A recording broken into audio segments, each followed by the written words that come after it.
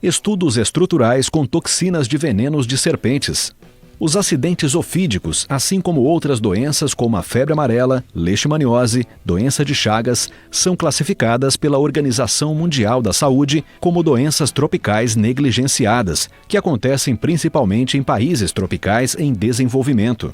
Em geral, os acidentes acontecem nas regiões tropicais, né?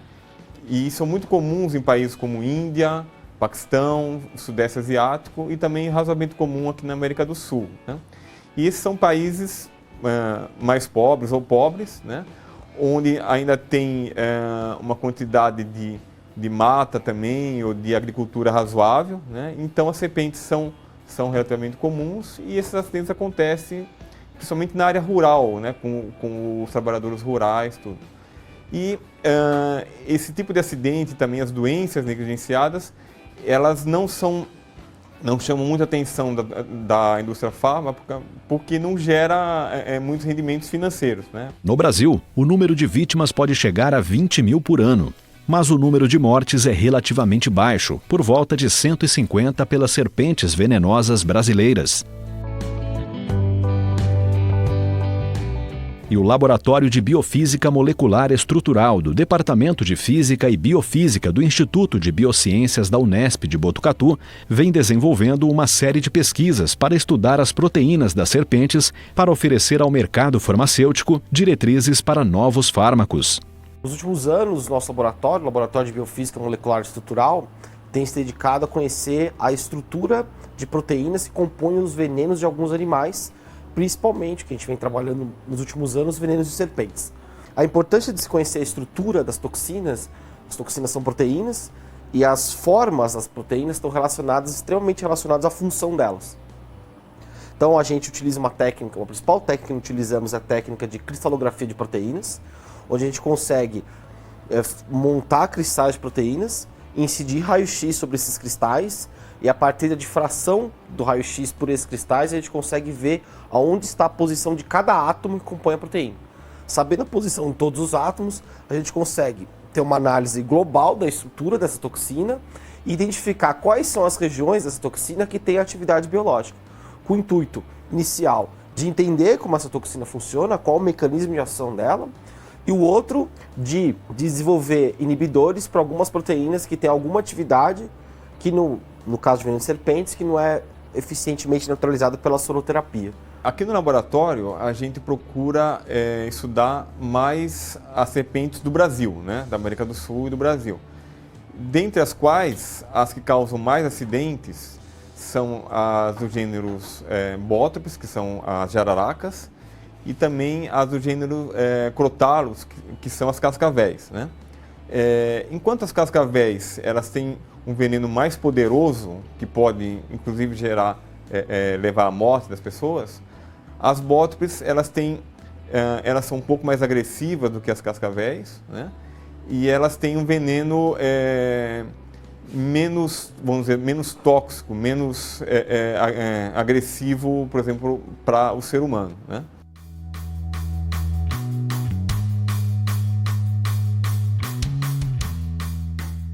Nossa ideia, na verdade, é trabalhar em duas frentes, né? Uma seria a gente estudar os venenos em si, para a gente produzir eventualmente, para a gente não produzir, mas a gente indicar, né? Tem alguma indicação onde outros laboratórios poderiam produzir fármacos que eles ajudariam na neutralização desse veneno, né? Então, por exemplo, no caso das bótropes, das jararacas, elas têm um forte efeito local. Então, muitas vezes, quando o paciente, né, quando a vítima ela é picada pela jararaca, ela não vai morrer, mas ela pode ter um severo dano no membro, por exemplo, numa perna, numa mão, né, que pode levar, inclusive, à amputação desse membro, né? Então, o soro antiofídico produzido no Brasil e também em outros países, eles têm uma ação limitada contra esses efeitos locais. Então, o ideal, né, a gente pensa, seria combinar esses fármacos com ação local, né, que a gente tenta estudar, e também a aplicação do soro antiofídico, né? Então essa é a nossa ideia. Então essa seria uma das direções como destino final do nosso laboratório.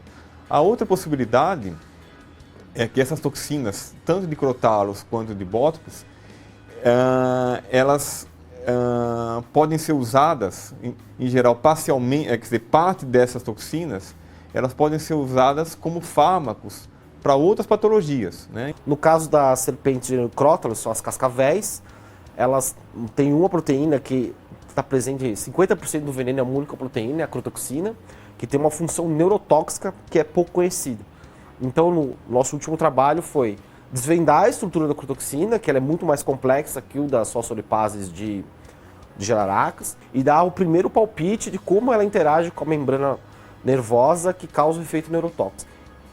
Uma proteína que começou a ser estudada na década de 30 do século passado e se produziu muitos conhecimentos acerca das atividades farmacológicas dela.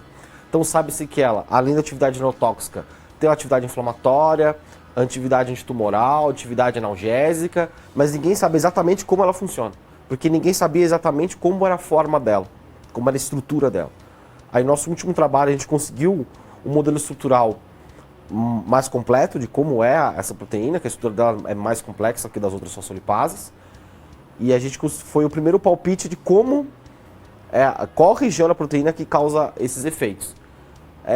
No mundo, né, então já se tem alguns testes pré-clínicos para utilizar a crotoxina como uma droga antitumoral. Mas o que acho que todo mundo, e acho que foi esse o grande impacto do nosso trabalho, é que queria enxergar como é a estrutura dela, para entender melhor ao nível molecular como a proteína interage com o alvo dela.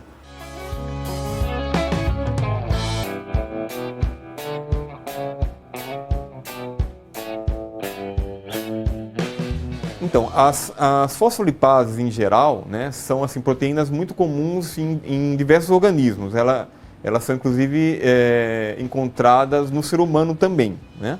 São assim, proteínas digestivas, né? Elas usam nesse processo de digestão de outras proteínas, etc. E elas são também bastante abundantes nos venenos de serpentes, não só do Brasil, mas de outros lugares do mundo também, né? Tem alguns venenos que elas são inclusive as proteínas mais abundantes dos venenos, né? E elas geram vários efeitos também bastante relevantes, né?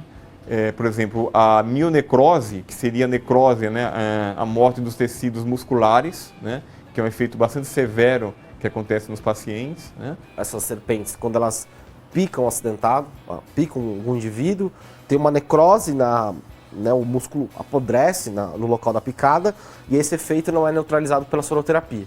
Então a gente identificou como uma das proteínas que causa essa necrose funciona, cristalizou e resolveu a estrutura de uma série delas, de umas 14, 15 proteínas que causam essa necrose, identificou quais eram as regiões dessas proteínas que causam a necrose e conseguimos mostrar como alguns inibidores se ligam nessa proteína para, no futuro, se desenhar outros ligantes que sejam específicos para essa região para serem complementares à soroterapia.